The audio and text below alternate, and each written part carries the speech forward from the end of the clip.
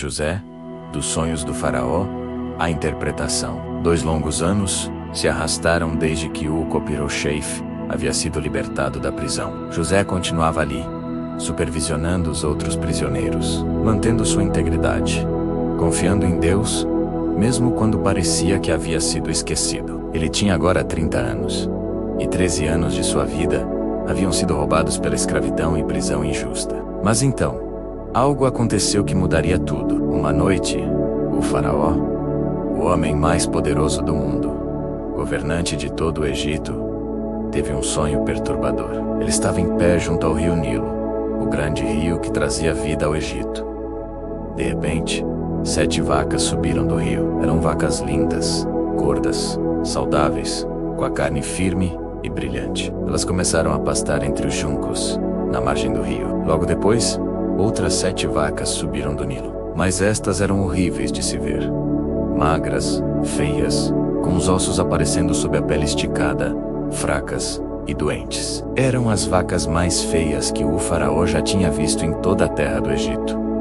E então aconteceu algo impossível e aterrorizante. As vacas magras e feias devoraram completamente as 7 vacas gordas e bonitas. Mas mesmo depois de comê-las, continuavam tão magras e feias como antes, como se não tivessem comido nada. O faraó acordou assustado, o coração batendo forte. Era apenas um sonho.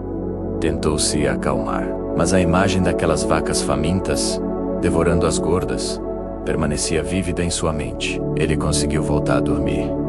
Mas então, teve um segundo sonho. Desta vez, viu 7 espigas de trigo, crescendo em uma única haste. Eram espigas cheias, maduras, douradas, perfeitas. Mas então, brotaram outras 7 espigas atrás delas, mirradas, queimadas pelo vento oriental, fracas e vazias.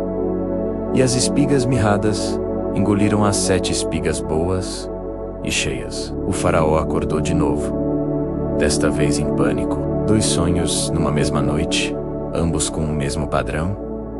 7 coisas boas sendo devoradas por 7 coisas ruins. Ele sabia que não eram sonhos comuns. Os deuses estavam tentando lhe dizer algo importante. Mas o quê? Pela manhã, o faraó estava perturbado e ansioso. Mandou chamar todos os magos e sábios do Egito, homens treinados em interpretar sonhos, em ler presságios, em decifrar mensagens dos deuses. O palácio se encheu dos homens mais instruídos e místicos do reino. O faraó contou seus sonhos em detalhes, esperando ansiosamente pela interpretação.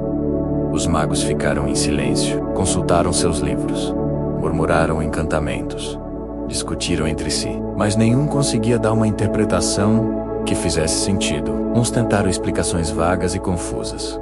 Outros simplesmente admitiram que não sabiam. O faraó ficava cada vez mais frustrado e preocupado. Se os maiores sábios do Egito não podiam interpretar seus sonhos, quem poderia? Foi então que o copeiro-chefe, que estava ali presente servindo vinho ao rei, teve uma memória súbita. Como um raio, a lembrança voltou. A prisão, 2 anos atrás, o jovem hebreu, que havia interpretado seu sonho, e o do padeiro, com perfeita exatidão. Ele havia prometido se lembrar de José, mas havia esquecido completamente.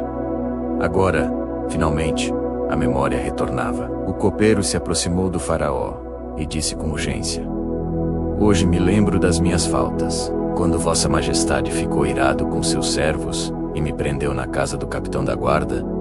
Eu e o padeiro-chefe tivemos sonhos na mesma noite. Estava conosco um jovem hebreu, servo do capitão da guarda. Contamos nossos sonhos a ele, e ele nos deu a interpretação de cada sonho, e tudo aconteceu exatamente como ele interpretou. Eu fui restaurado ao meu cargo, e o outro foi enforcado."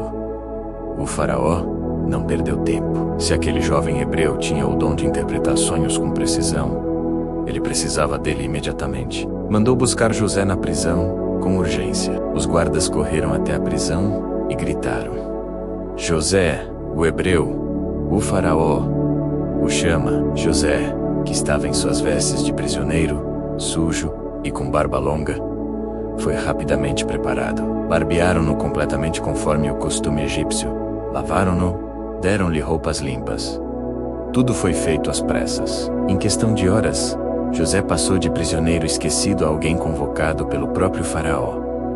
Quando José entrou no grande salão do palácio, foi como entrar em outro mundo. O teto era altíssimo, sustentado por colunas gigantes decoradas com hieróglifos. Ouro e pedras preciosas adornavam cada canto. Oficiais e cortesãos vestidos em trajes luxuosos observavam com curiosidade aquele hebreu que vinha da prisão. E lá, no fundo, no trono elevado, estava o faraó, usando a coroa dupla do Alto e Baixo Egito, segurando o cetro de poder. José se curvou profundamente diante do rei. O faraó o examinou e disse: "Tive um sonho, e ninguém o pode interpretar." Ouvi dizer que, quando você ouve um sonho, consegue interpretá-lo. José poderia ter aproveitado aquele momento para se promover, para impressionar o faraó com suas habilidades, para ganhar crédito pessoal. Mas ele não fez isso. Em vez disso, com humildade genuína, disse: "Não está em mim." Deus dará resposta favorável ao faraó. José estava deixando claro desde o início que qualquer interpretação viria de Deus, não de sua própria sabedoria. O faraó então contou ambos os sonhos em detalhes. As 7 vacas gordas, devoradas pelas 7 vacas magras, e as 7 espigas, cheias, devoradas pelas 7 espigas, mirradas. Quando terminou, todos os olhos se voltaram para José, esperando. José ficou em silêncio por um momento, não por dramática, mas porque estava ouvindo a voz de Deus em seu espírito. E então, a interpretação veio clara como cristal. Ele falou com autoridade e confiança. Os sonhos do faraó são um só. Deus revelou ao faraó o que ele está para fazer. As 7 vacas boas são 7 anos, e as 7 espigas boas são 7 anos. É o mesmo sonho. As 7 vacas magras e feias que subiram depois são 7 anos. E as 7 espigas mirradas, queimadas pelo vento oriental, são 7 anos de fome. O salão ficou em silêncio absoluto. José continuou: Deus mostrou ao faraó o que está para fazer. Virão 7 anos de grande fartura em toda a terra do Egito. Depois virão 7 anos de fome, e toda a fartura será esquecida na terra do Egito. A fome consumirá a terra. A fartura não será lembrada, porque a fome que virá depois será muito severa. O sonho foi repetido ao faraó 2 vezes, porque a questão já está decidida por Deus, e ele executará em breve.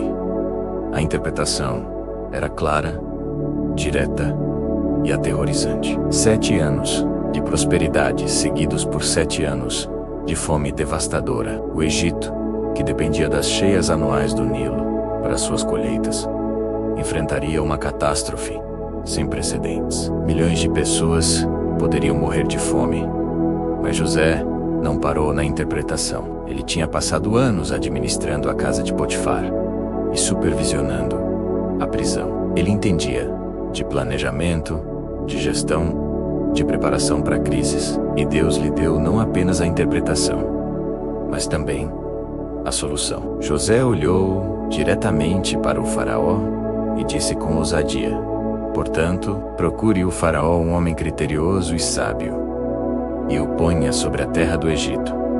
Faça o faraó isto: nomeie supervisores sobre a terra para recolher 1/5 de toda a produção do Egito durante os 7 anos de fartura. Que eles recolham todo o alimento destes anos bons que vêm e armazenem o trigo sob a autoridade do faraó, guardando-o nas cidades. Esse alimento será uma reserva para o país durante os 7 anos de fome que virão sobre o Egito, para que a terra não seja devastada pela fome." Era um plano econômico brilhante. Durante os 7 anos de abundância, quando haveria mais do que suficiente, o governo coletaria 20% de toda a produção agrícola. Os agricultores ainda teriam 80% para vender e usar.